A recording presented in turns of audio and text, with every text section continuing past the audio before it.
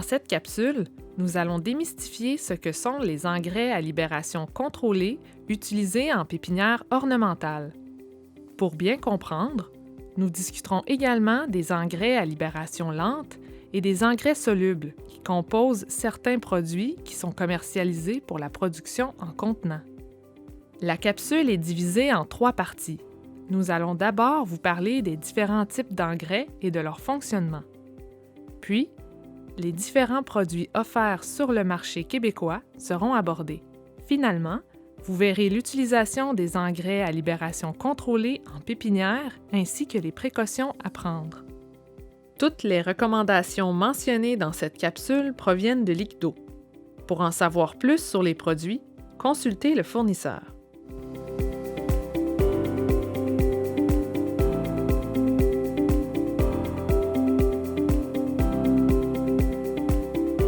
Tout d'abord, il est important de mentionner que les engrais à libération contrôlée servent presque exclusivement à la production en contenant en pépinière.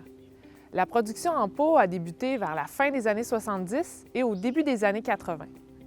Comparativement à la culture en champ, ce type de production offre plusieurs avantages, notamment en donnant plus de flexibilité dans le calendrier de vente des produits et un meilleur contrôle des mauvaises herbes. Avec cette méthode, le transport des plants est aussi plus facile. Le tout permet d'offrir des plants de qualité. Cependant, cette technique de production demande des conditions de croissance différentes de celles en champ. Elle exige des terreaux et des engrais spécifiques et demande une gestion plus rigoureuse de son irrigation et de sa fertilisation, puisque les terreaux utilisés contiennent peu d'éléments fertilisants au départ et que le volume des contenants est limité. De plus, les nutriments ajoutés au terreau sont beaucoup plus facilement lessivés. Par conséquent, une quantité d'engrais ajustée aux besoins des plantes doit être fournie régulièrement durant toute la saison de croissance.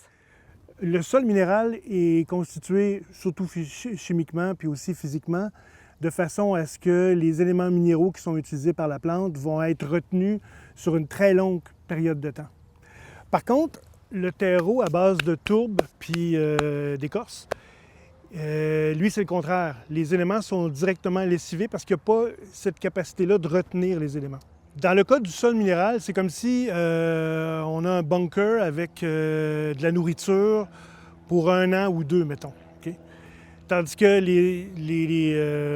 dans le milieu du terreau, tu n'as pas de frigidaire, tu n'as pas de congélateur, tu n'as rien. Fait qu'il faut que tu ailles chercher ta bouffe à l'épicerie à chaque jour pour le déjeuner, pour le dîner puis pour le souper.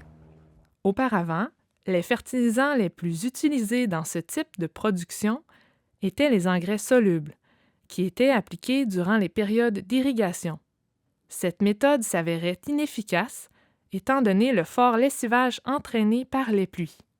Lors d'une irrigation par aspersion sur planche conventionnelle, il y a environ 75 % de l'eau qui n'atteint pas le pot et qui est perdue. Ainsi, l'ICDO estime une perte équivalente de 75 % de l'engrais soluble s'il est appliqué par aspersion. Les engrais perdus se retrouvent dans la nappe phréatique ou dans les fossés. En plus de ces pertes dans l'environnement, cette méthode était peu efficace pour conserver une quantité d'éléments fertilisants suffisante pour assurer la croissance optimale des végétaux en contenant. Ainsi, les engrais à libération contrôlée demeurent l'outil le plus efficace pour fertiliser les cultures en contenant à l'extérieur en pépinière ornementale au Québec.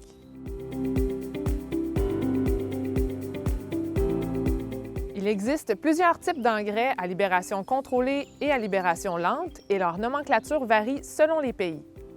Après avoir fait une revue de littérature sur le sujet, ce sont les termes européens qui étaient moins confondants et plus précis qui ont été retenus par l'ICDO. L'engrais soluble est un engrais de base ou un mélange d'engrais de base qui a été transformé pour qu'il se solubilise facilement dans l'eau. Il peut être appliqué par arrosage sur le terreau ou directement sur le feuillage de la plante, et il est surtout utilisé en serre. En production ornementale, cet engrais est appliqué par la fertigation en continu pour assurer un développement optimal des végétaux. L'engrais à libération lente est un engrais granulaire qui est chimiquement peu soluble. Ces engrais ne sont pas enrobés. Les éléments nutritifs sont libérés grâce à la dégradation effectuée par les micro-organismes et, tout dépendant de la nature du produit, par la solubilisation lente des nutriments dans la solution du terreau. L'engrais à libération contrôlée est un engrais soluble enrobé d'un polymère ou d'une résine. L'enrobage définit la vitesse de libération des nutriments dans le terreau. Ce dernier limite les contacts avec l'humidité et sert à dissoudre l'engrais soluble de façon graduelle.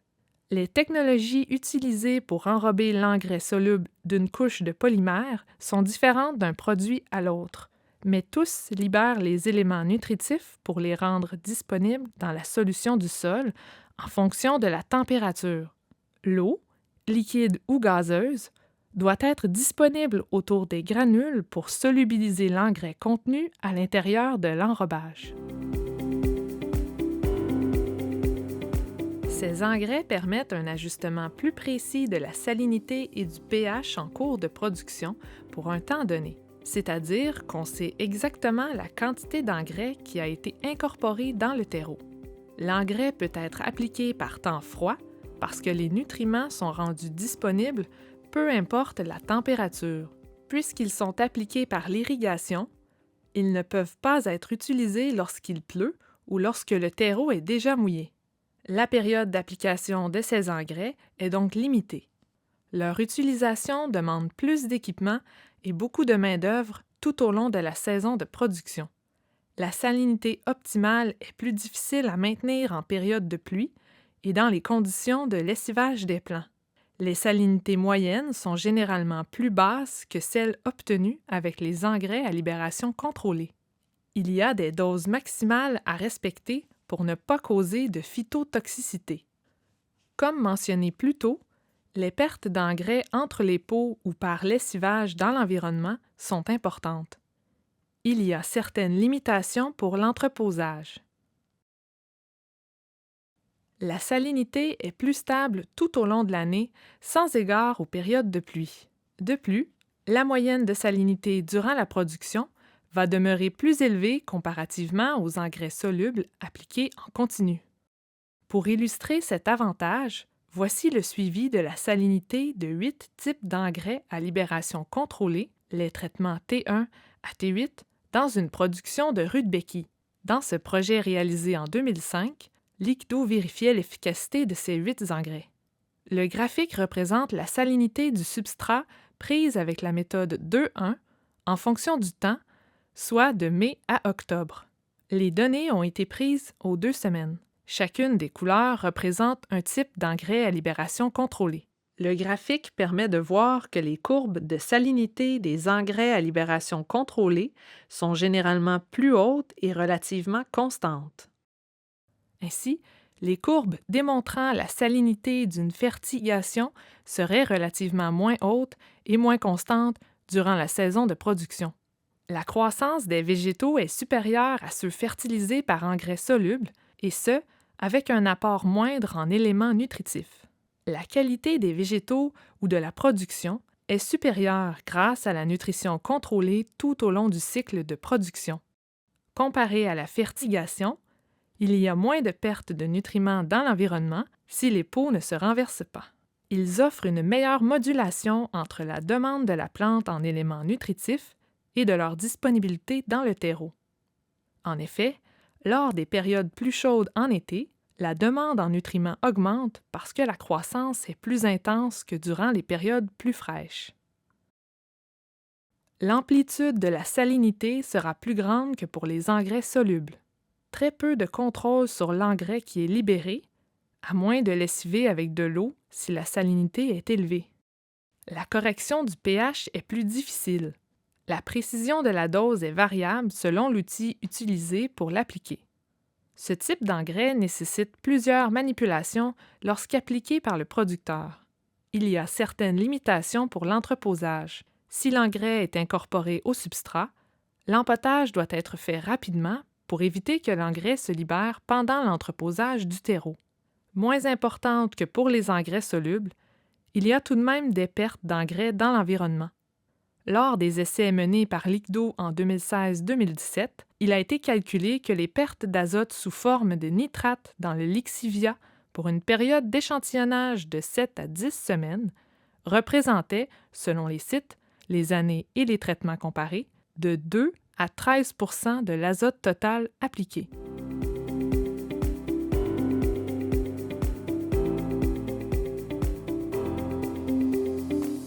Les engrais à libération lente sont des engrais granulaires qui se solubilisent lentement par l'action des micro-organismes.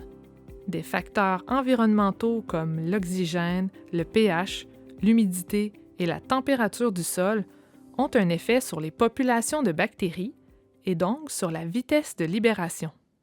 Les conditions de libération sont favorisées lorsque le substrat possède de bonnes caractéristiques de porosité tout en offrant un taux d'humidité relativement stable. Les températures extrêmes et les conditions anaérobiques, comme des peaux saturées en eau, ralentissent le processus de libération. Il existe plusieurs formes d'engrais à libération lente. Les éléments de la majorité de ceux-ci se libèrent en 3 à 8 semaines. L'azote contenu dans l'urée formaldéhyde ou l'isobutylène diurée sont deux exemples d'engrais à libération lente qui dépendent principalement de l'activité des bactéries pour leur libération. La majorité de l'azote dans ces types d'engrais se libère sur une période de 3 à 6 semaines. Les engrais à libération contrôlée sont des engrais solubles dont les éléments, ou l'azote, le phosphore, le potassium, les éléments secondaires et les oligoéléments peuvent tous être enrobés et libérés en même temps. La membrane dont est composé le granule est faite de polymère ou de résine. Elle est adaptée pour laisser passer la vapeur d'eau de l'extérieur vers l'intérieur seulement. Lorsqu'il y a pluie ou irrigation, la vapeur d'eau passe à travers la membrane vers l'engrais soluble qui se trouve à l'intérieur. Ce dernier est hygroscopique, ce qui veut dire qu'il attire l'eau sous forme gazeuse et la transforme en solution liquide concentrée qui va s'accumuler dans le granule et prendre de l'expansion à l'intérieur du granule. Sous l'effet de la pression interne, la solution d'engrais se diffuse ensuite à travers les pores de l'enveloppe sous forme de micro-gouttelettes vers l'extérieur. Celles-ci seront entraînées vers le sol par des gouttes de pluie ou d'irrigation.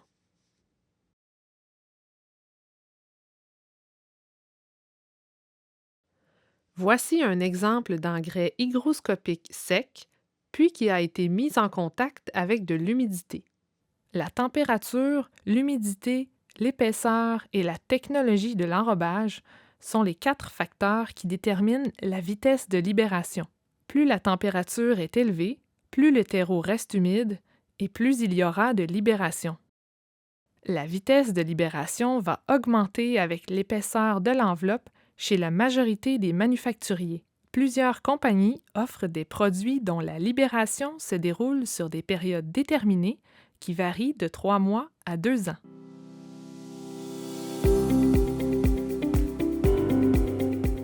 Chaque compagnie offre une ou des technologies d'enrobage brevetées et distinctes qui réagissent selon les températures du sol. Ainsi, on retrouve des produits avec des durées de libération différentes. En général, les produits offrent des temps de libération qui varient de 3 à 4 mois, 5 à 6 mois ou 7 à 8 mois. Le temps de libération sera déterminé en fonction de la régie de fertilisation que l'on souhaite mettre en place. Le temps de libération proposé sur l'étiquette indique la durée pendant laquelle 80 % de l'azote disponible dans les granules sera libéré à une température donnée et constante. Par exemple, quand sur l'étiquette, c'est écrit que à une température de 21 degrés Celsius, mettons, l'engrais se libère en 3-4 mois. Bien, ça veut dire qu'il y a 80 % de l'azote qui va être libéré en 3-4 mois à une température moyenne de 21 degrés Celsius. Il faut bien comprendre ici que l'engrais peut commencer à se libérer avant 20 ou 21 degrés Celsius, comme c'est indiqué sur l'étiquette. Il n'y a pas d'indication précise là-dessus venant du fabricant, mais on peut s'imaginer que quand il fait une moyenne de température de 15 degrés, par exemple, ces engrais-là ont déjà commencé à se libérer, mais à une vitesse beaucoup moins grande que quand ils sont à 21, par exemple. Puis quand les températures sont beaucoup plus élevées, bien, ils se libèrent beaucoup plus rapidement aussi. L'ICDO estime qu'il est souhaitable que les températures moyennes de libération qui sont utilisées en pépinière au Québec soient des températures de libération moyennes de 20 à 21 degrés Celsius lorsqu'ils sont appliqués en surface sur le terreau. Au Québec, le nombre de journées où il y a des températures moyennes journalières au-dessus de 25 degrés ne sont pas si fréquentes que ça, là, contrairement à ce qu'on pourrait penser, là. Il existe d'autres produits qui sont vendus au Québec, qui sont des produits qui libèrent à des moyennes de température plus élevées, évidemment, que 20-21 degrés Celsius. Ces produits-là ne sont pas nécessairement moins bons que 20-21 degrés Celsius. C'est juste des outils qu'on va utiliser de façon différente, tout dépendant du contexte de production. Par exemple, on va pouvoir utiliser ces engrais-là en mélangé au terreau, en pocket, ou bien on va les utiliser aussi dans le cas de plantes qui sont plus sensibles aux salinités élevées, comme par exemple les hostas, les astilbes, les cornus canadensis. Dans des conditions où les systèmes d'irrigation des entreprises vont permettre un lessivage plus fréquent, ou lors des étés où il y a beaucoup de pluie, bien, l'engrais à libération contrôlée va avoir tendance à percoler beaucoup plus rapidement à travers le pot. Fait qu'il va y avoir un lessivage des engrais. Ça va arriver aussi lors des périodes chaudes. Parce que quand il fait très chaud, les entreprises ont tendance à irriguer plus. Ça, c'est mes observations, évidemment, là. Puis quand il fait chaud puis que l'entreprise irrigue beaucoup plus, bien, il y a plus de chances de lessivage. Puis durant ces étés-là, bien, l'engrais ne dure pas très longtemps. J'ai déjà vu des engrais qu'on utilise en des 5-6 mois qui, rendus au mois d'août, il ne restait presque plus rien. Tu vois qu'une bonne partie des plantes commencent à manquer d'engrais.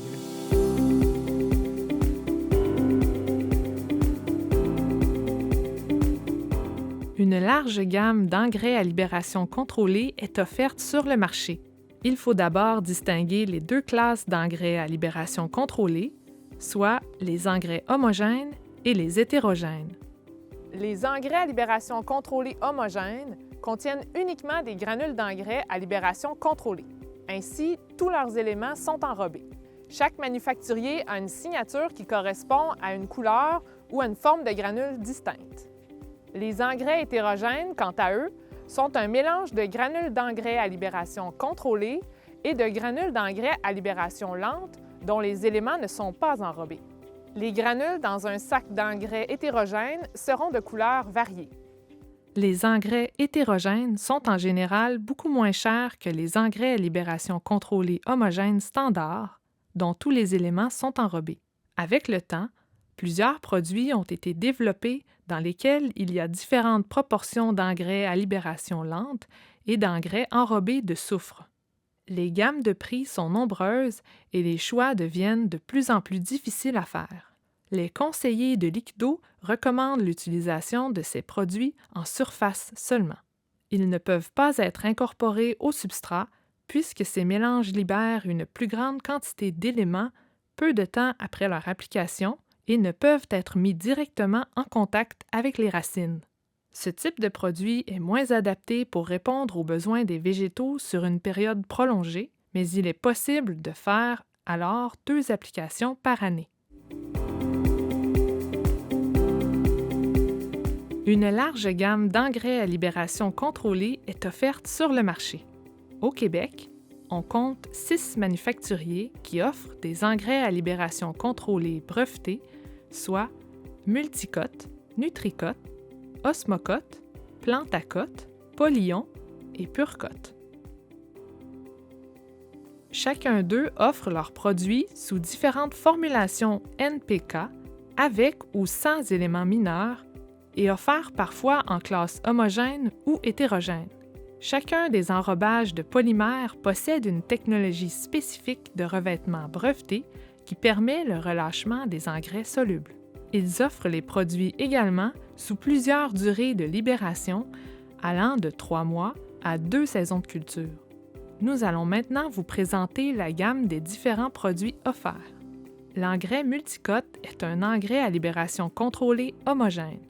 Sa couleur est orange. La formulation NPK la plus utilisée est le 15-7-15. Sa durée de libération offerte est de 4, 6 ou 8 mois. La température moyenne de libération de ce produit est de 21 degrés Celsius. Cette formulation est offerte avec tous les oligo-éléments enrobés.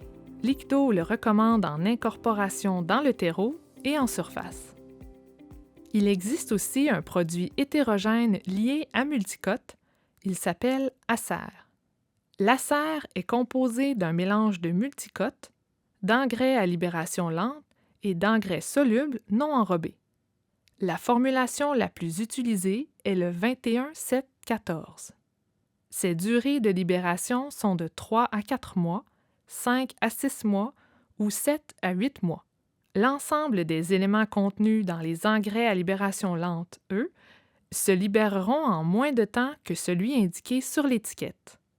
La température moyenne de libération des engrais à libération contrôlée dans le mélange est de 21 degrés Celsius. Ce produit est à appliquer en surface seulement. Le Nutricote est un engrais à libération contrôlée homogène. Sa couleur est grise. La formulation la plus vendue est le 18-6-8. Sa durée de libération offerte est de 70, 100, 140, 180 et 270 jours. La durée de libération indiquée sur l'étiquette a été fixée par rapport à une température moyenne de 25 degrés Celsius. Son enrobage est résistant aux gels hivernaux. Les oligo-éléments y sont tous incorporés. Liquid'eau le recommande en application à l'automne pour les plus longues durées, comme le 140 jours et plus. Il est recommandé de l'appliquer soit en mélange au terreau ou en pocket. Il est recommandé en surface pour des plantes qui ont des besoins faibles en engrais et il est recommandé pour la production en serre. L'engrais Acer NT est un autre produit disponible. Celui-ci est un mélange de 2 types d'engrais à libération contrôlée différents. Il est composé de multicote et de nutricote. Il est de 2 couleurs, orange et gris. La formulation la plus utilisée est le 17-7-10. Sa durée de libération est soit de 3 à 4 mois ou de 5 à 6 mois. La température moyenne de libération du multicote est de 21 degrés Celsius et celle du nutricote de 25 degrés Celsius. Liquid'eau recommande de l'appliquer en mélange au terreau, en pocket et en surface pour des plantes qui ont des besoins faibles en engrais. Il est aussi recommandé pour la production en serre. L'Osmocote Plus est un engrais à libération contrôlée homogène.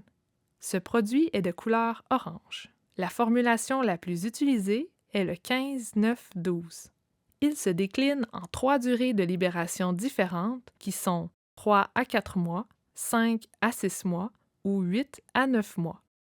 La durée de libération indiquée sur l'étiquette a été fixée par rapport à une température moyenne de 21 degrés Celsius. Dans l'Osmocote Plus, tous les oligo-éléments sont enrobés. Liquid'eau le recommande en application en mélange dans le terreau ou en surface. L'Osmocote Blend se décline en 5 sous-groupes qui englobent plusieurs possibilités. Le sous-groupe Poly-S est un mélange d'engrais à libération contrôlée hétérogène qui est composé d'engrais à libération contrôlée osmocote et d'engrais à libération lente.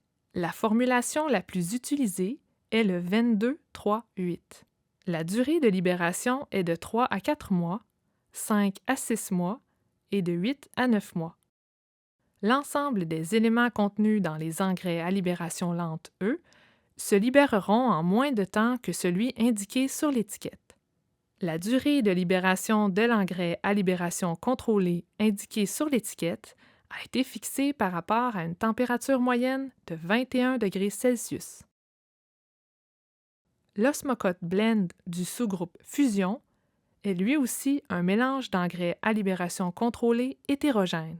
Ce produit intègre une composante qui permet l'adhérence du produit dans le milieu de culture après l'application, ce qui permet d'éviter que les granules ne tombent en cas de renversement des contenants. Le Plantacote est un engrais à libération contrôlée homogène. Sa couleur est orange. La formulation la plus utilisée est le 14-9-15. Ses durées de libération sont de 4 mois, 6 mois, 8 mois, 12 mois et 16 mois. Sa température moyenne de libération est de 21 degrés Celsius. Il résiste aux gels hivernaux. Les oligo-éléments sont tous incorporés dans l'enrobage. Liquid'eau le recommande en application à l'automne, en mélange au terreau et en surface. Le Polyon est un engrais à libération contrôlée homogène. Il est de couleur verte. Sa formulation la plus utilisée est le 16-6-12. Sa durée de libération est de 5 à 6 mois. La durée de libération indiquée sur l'étiquette a été fixée par rapport à une température constante de 20 degrés Celsius. Les oligo-éléments sont tous incorporés dans l'enrobage. Liquid'eau le recommande en mélange au terreau et en surface. Polyon est également disponible en mélange hétérogène. Il est composé d'engrais Polyon et d'engrais à libération lente. La formulation la plus utilisée est le 18-5-10. Il est offert dans des durées de libération de 5 à 6 mois. Les engrais à libération lente, eux, se libéreront généralement en 3 à 6 semaines. La température moyenne de libération est de 20 degrés Celsius. Liquid'eau le recommande en application en surface seulement. Le Purcote est un engrais à libération contrôlée homogène. Il est de couleur mauve. Ses formulations les plus utilisées sont le 19-6-13 et le 20-6-9. Il est offert pour une durée de libération de 5 à 6 mois. Sa température moyenne de libération est de 30 degrés Celsius. Les oligo-éléments sont tous enrobés. Liquid'eau le recommande incorporé au substrat, en pocket et en surface.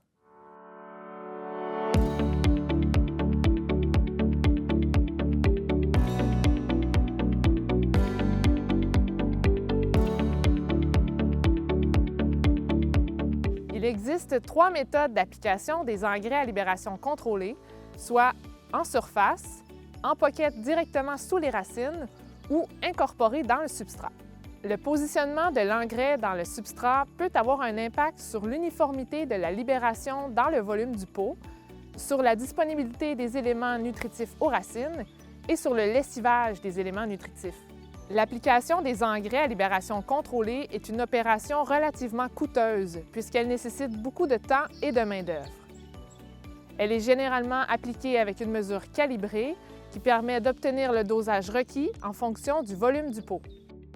Lors de l'application en surface, les granules sont disposées uniformément sur le dessus du terreau et non en butte pour une répartition uniforme et pour éviter les brûlures du système racinaire. Les nutriments doivent voyager tout le long de la colonne du terreau avant d'être lessivés. Ils ont donc plus de chances d'être retenus par le sol ou d'être absorbés par la plante.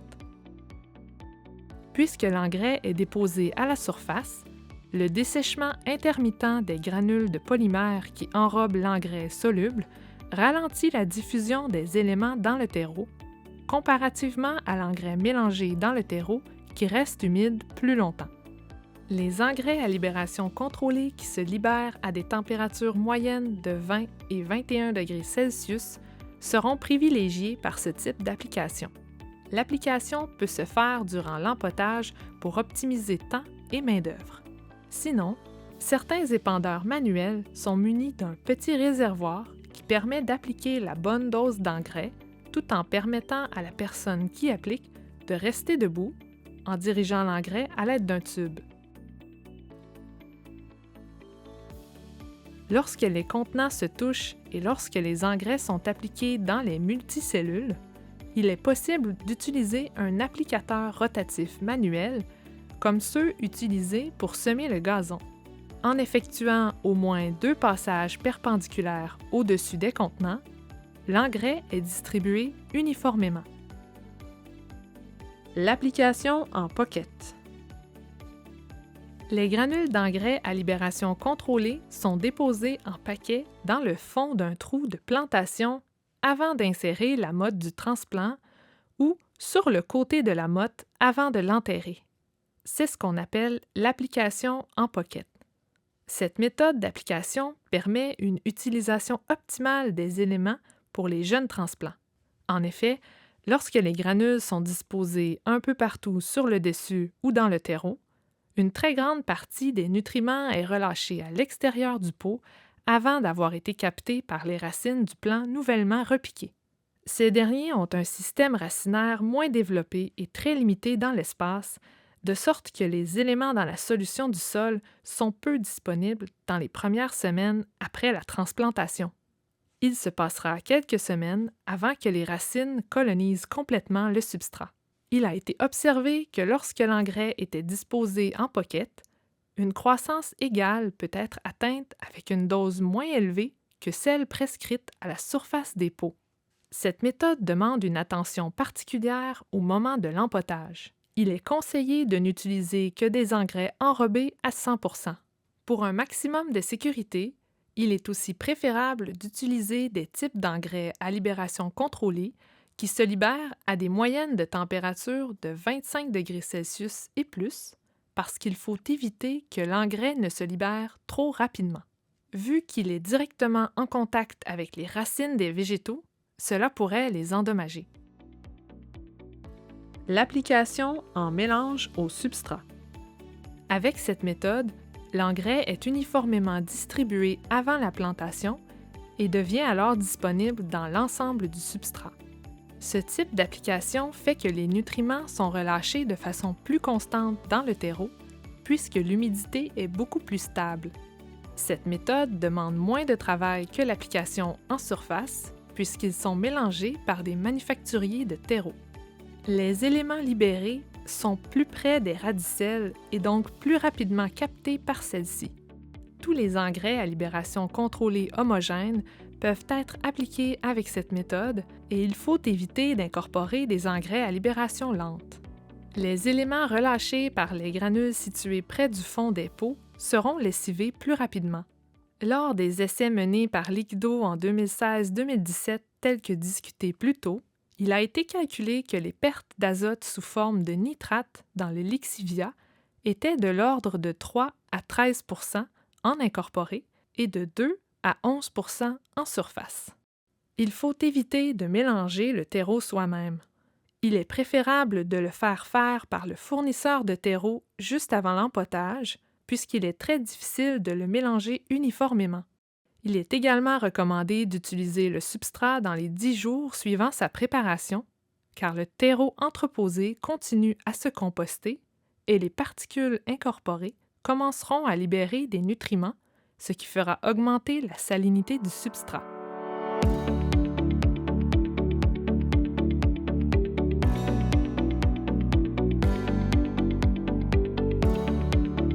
Chaque type d'engrais fonctionne différemment et possède une utilité spécifique. Pour la fertilisation en contenant en pépinière ornementale, les engrais à libération contrôlée constituent un allié assuré, mais les engrais à libération lente et les engrais solubles peuvent également servir d'outils. Généralement, l'ICDO recommande, dans un contexte où on va appliquer l'engrais en surface, des engrais qui vont libérer à des moyennes de température de 20-21 degrés Celsius. On va utiliser surtout des engrais d'une durée de 5 à 6 mois. On va utiliser des ratios 3-1-2. C'est très simple. Tout le monde, toute la production au complet demande le même ratio 3-1-2. Ça veut dire 15-9-12, 16-6-12, etc., etc. Il est bien important de comprendre une chose. Tous les types d'engrais dont on parle ici, il n'y en a pas des meilleurs puis des moins bons en fonction de leur vitesse de libération ou que ce soit hétérogène ou homogène. Ils ont toutes une utilité. C'est tous des outils différents qu'on va utiliser dans le cadre de différents contextes environnementaux, de types de plantes. le calendrier de production, les types d'applications. Dans le cas où les plantes supportent mal les salinités élevées ou ont une croissance lente, on va utiliser des engrais homogènes. On va utiliser des doses faibles homogènes ou on va utiliser les doses moyennes d'engrais qui libèrent à des températures plus élevées que 21 degrés Celsius. Pour une grande partie de la production des plantes qui sont à croissance moyenne, on va utiliser soit des engrais homogènes ou des engrais hétérogènes. Dans les deux cas, on va utiliser des doses moyennes. Pour les plantes vigoureuses, comme celle-là par exemple, on va avoir deux choix. Soit qu'on applique les engrais à libération contrôlée et homogènes et hétérogènes à dose élevée en début de saison, ou bien, surtout dans le cas des plantes qui sont vendues plus tard dans la saison, on va appliquer une dose moyenne en début de saison, puis vers la fin juillet, on va appliquer une dose faible quand on voit que les plantes commencent à manquer d'engrais. On va utiliser aussi différents types d'engrais en fonction de la méthode d'application. Quand on va appliquer l'engrais en surface, on va utiliser autant les engrais homogènes que les engrais hétérogènes. On va privilégier les engrais qui libèrent à 20-21 degrés Celsius, tout dépendant de la production qu'on va faire. Quand c'est appliqué dans le terreau, là, on va plutôt privilégier des engrais homogènes. On va utiliser des engrais qui libèrent à 20-21 degrés Celsius et là, on peut aller à des engrais qui libèrent au-delà de 21 degrés Celsius. Dans ces cas-là, les engrais qui libèrent, mettons, à 25 ou à d'autres températures vont être aussi efficaces que les 20-21 degrés quand ils sont appliqués en surface. Et ça, cette information-là a été validée dans une étude que l'ICDO a faite. Il y a l'application en pocket aussi. Dans ce cas-là, on va utiliser des engrais homogènes obligatoirement. Et c'est préférable d'utiliser des engrais qui sont à des températures de libération au-delà de 21 degrés Celsius. Ça, c'est bien important parce que si l'engrais se libère trop rapidement, bien, comme l'engrais est collé sur les racines, bien, on risque d'endommager le système racinaire. On peut aussi utiliser les différents types d'engrais en fonction du calendrier de livraison. Par exemple, quand le producteur sait qu'il y a une partie de la production, une partie de l'inventaire qui va être livrée aux clients en début d'année, mai-juin, bien, on peut décider de mettre des engrais hétérogènes qui sont beaucoup moins chers que l'engrais homogène, par exemple. On peut y aller différemment aussi en fonction de la période d'application de l'engrais. Quand on va appliquer l'engrais en début de saison, on va y aller avec des 5-6 mois, dose moyenne. Quand on va être autour du milieu de la saison, c'est-à-dire milieu, fin juillet, on va plutôt privilégier des 3-4 mois, dose moyenne. On peut aussi faire des engrais durant l'automne. Puis là, à ce moment-là, on va privilégier des engrais homogènes. Et il faut strictement s'en tenir aux engrais qui vont bien passer l'hiver, qui ne fendront pas suite à un gel.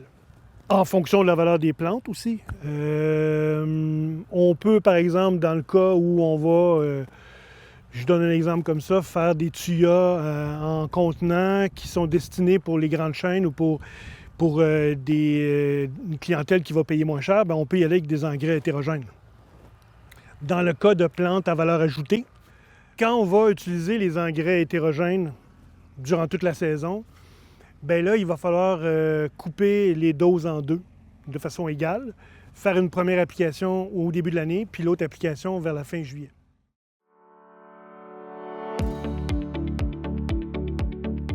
Certains types de systèmes d'irrigation sont moins optimaux pour la libération et la percolation des engrais à libération contrôlée.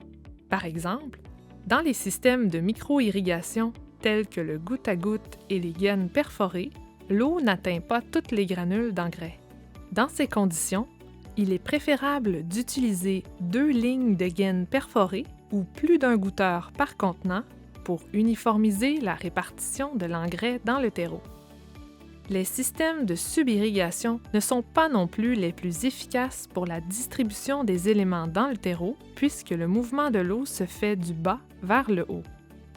Dans tous les cas, il faut s'assurer que durant la saison de production, les mottes racinaires subissent régulièrement des périodes de mouillage qui humecteront le terreau sur l'ensemble de la colonne de substrat. Ceci se produit lors des pluies ou par une irrigation par aspersion. Il faut également s'assurer qu'il y ait un lessivage des pots quelques fois durant la saison. Si ces deux conditions sont respectées, cela permettra une répartition uniforme des éléments nutritifs dans le terreau. Les systèmes d'irrigation par asperceur permettent la percolation de l'engrais de façon plus uniforme et permettent le lessivage durant la saison. On va éviter d'utiliser les engrais qu'on utilise au champ pour fertiliser les contenants. Cet engrais-là n'est pas fait pour libérer sur une période de temps donnée. Elle va se libérer presque instantanément. Fait qu'elle va rendre disponible une grande quantité d'engrais sur une courte période de temps. Et ça va engendrer des brûlures racinaires. L'entreposage des engrais doit idéalement se faire dans un bâtiment fermé et sur un plancher imperméable. Le lieu d'entreposage doit être chauffé au-dessus de 0 si les engrais y passent un hiver. Il faut également s'assurer que les sacs et les poches sont à l'abri de l'humidité.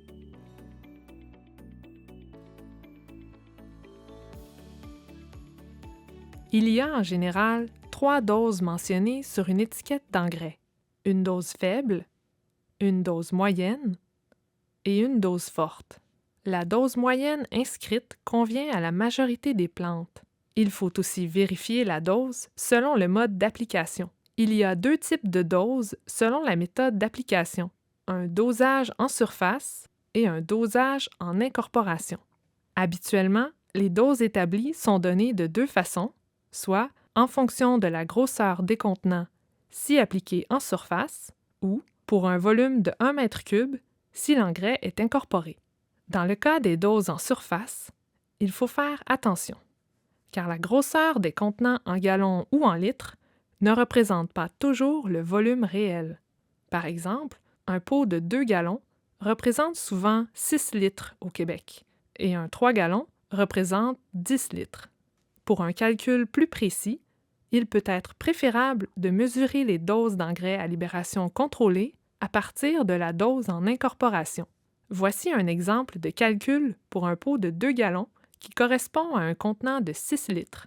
Sachant que la dose en incorporation d'engrais est indiquée en mètres cubes de terreau et qu'il y a 1000 litres par mètre cube, il est possible de calculer la quantité d'engrais requise pour tous les formats de pot. Il faut 4,5 g d'engrais par litre de terreau dans le pot, ce qui donne 4500 g par litre. 6 litres par 4,5 g par litre nous donne 27 g. Ainsi, pour un contenant de 6 litres, il faut 27 g d'engrais.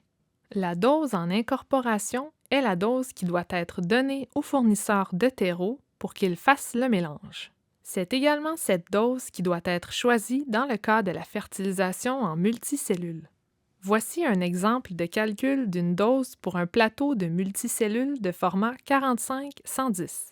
Dans un plateau de multicellules 45-110, il y a une quantité de 45 fois 110 ml, donc 4,95 litres. Si la dose à appliquer est de 4,5 g par litre, multiplié par 4,95 litres, cela donnera une quantité de 22,3 g d'engrais par plateau. Il faut également porter une attention au pourcentage d'éléments enrobés versus non enrobés. Les engrais solubles contenus dans les engrais à libération contrôlée ne sont pas toujours tous enrobés dans le polymère.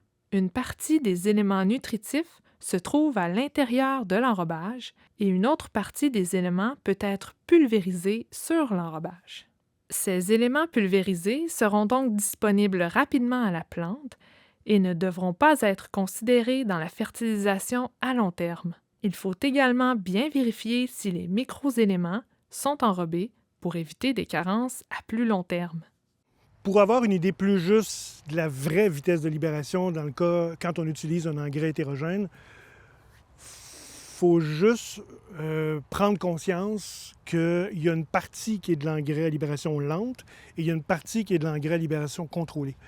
Par exemple, un engrais qui a la moitié de la composition et de l'engrais à libération contrôlée, bien, sur la poche, c'est écrit que c'est un engrais qui se libère en 5-6 mois. L'engrais à libération lente, qui compose 50 du reste du produit, bien, il va libérer en 3 à 8 semaines. Fait que c'est la composition. Il y a la moitié de l'engrais qui va se libérer en 5-6 mois, puis la moitié de l'engrais qui va se libérer en 3 à 8 semaines. En conclusion, les engrais à libération contrôlée demeurent un outil indispensable pour la production en contenant en pépinière. Ils peuvent être appliqués une seule fois en début de saison et procurent une fertilisation de longue durée. Utilisés au bon endroit au bon moment, ils favoriseront un développement rapide des plants et peuvent permettre de réduire les risques de problèmes phytosanitaires. La fertilisation est un élément d'importance majeure et il ne faut pas économiser sur cet aspect de la production.